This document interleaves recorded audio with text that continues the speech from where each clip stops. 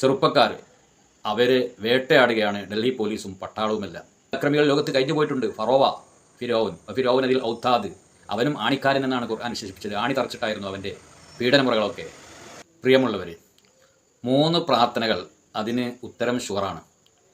മുത്തനബി സല്ലല്ലാഹു അലൈഹി വസല്ലം തങ്ങൾ പറയുന്നുണ്ട്, സലാസു ദഅവാത്തിൻ, 3 പ്രാർത്ഥനകൾ മുസ്തജാബാത്തുൻ, അതിന് ഉത്തരം ലഭ്യമാണ്.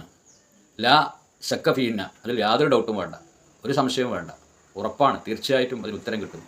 അതിൽപ്പെട്ട ഒരെണ്ണം നമ്പർ 1 ദഅവത്തുൽ മദ്ലൂം, ആക്രമിക്കപ്പെട്ടവൻ്റെ പീഡിപ്പിക്കപ്പെട്ടവൻ്റെ പ്രാർത്ഥനയാണ്. അവൻ ഉള്ളൊരുകി മനം നൊന്ത് പ്രാർത്ഥിക്കുമ്പോൾ അതിന് ഉത്തരം ഷുവറാണ് എന്നാണ് പ്രവാചകൻ സല്ലല്ലാഹു അലൈഹി വസല്ലം നമ്മെ പഠിപ്പിക്കുന്നത്.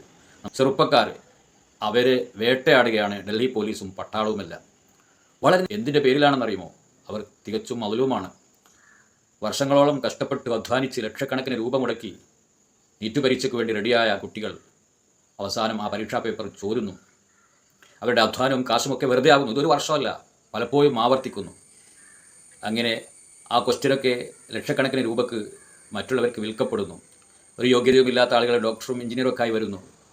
ഈ അനീതിക്കെതിരെ വളരെ മാന്യമായ രീതിയിൽ സമരം ചെയ്തതിൻ്റെ പേരിലാണ് വിദ്യാർത്ഥികളെ ആണി തറച്ചുകൊണ്ട് ലാത്തി വീശി പരിക്കേൽപ്പിച്ചത്. അതേപോലെ തന്നെ പെല്ലക്ക് ഉപയോഗിച്ചുകൊണ്ട് വെടിവെക്കുന്നത്.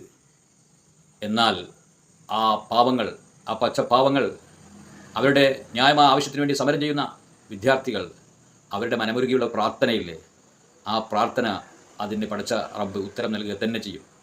ഇതിലും വലിയ പ്രിയമുള്ളവരെ, അതുകൊണ്ട് നാം എപ്പോഴും മനസ്സിലാക്കേണ്ട ഒരു സംഗതിയുണ്ട്. കയ്യൊക്കുള്ളവൻ കാര്യക്കാരൻ എന്നുള്ള ഒരു ചിന്താഗതി അധികാരമുണ്ടാകുമ്പോൾ, ആരോഗ്യമുണ്ടാകുമ്പോൾ മറ്റുള്ളവരെ പീഡിപ്പിക്കാൻ, അവരെ മർദ്ദിക്കാൻ ഒരു പക്ഷേ നമുക്ക് സാധിച്ചേക്കാം. അവർക്ക് പ്രതികാലത്ത് ഇതിനൊക്കെ കണക്കു പറയേണ്ടി വരും. നല്ലൊരു പുലരിക്ക് വേണ്ടി നമുക്ക് പ്രാർത്ഥിക്കാം, പ്രതീക്ഷിക്കാം. അല്ലാഹു അനുഗ്രഹിക്കുമാറാവട്ടെ.